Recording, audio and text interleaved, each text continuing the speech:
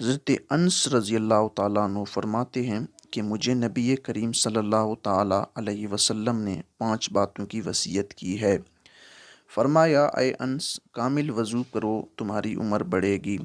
جو میرا امتی ملے سلام کرو، نیکیاں بڑھیں گی۔ گھر میں سلام کر کے جایا کرو، گھر کی خیریت بڑھے گی۔ چاشت کی نماز پڑھتے رہو، تم سے اگلے لوگ جو اللہ والے بن گئے تھے ان کا یہی طریقہ تھا۔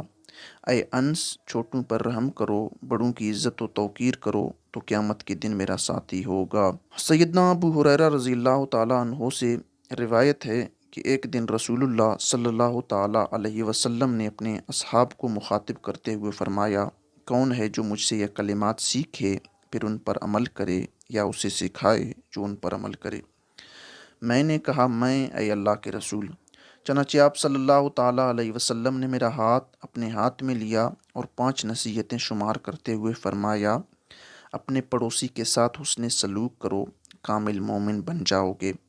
اللہ تعالیٰ نے تمہیں جو کچھ عطا کیا ہے اس پر راضی رہو، لوگوں میں سب سے بڑھ کر مالدار بن جاؤ گے۔ جو اپنے لیے پسند کرتے ہو وہی دوسروں کے لیے بھی پسند کرو، پکے مسلمان بن جاؤ گے۔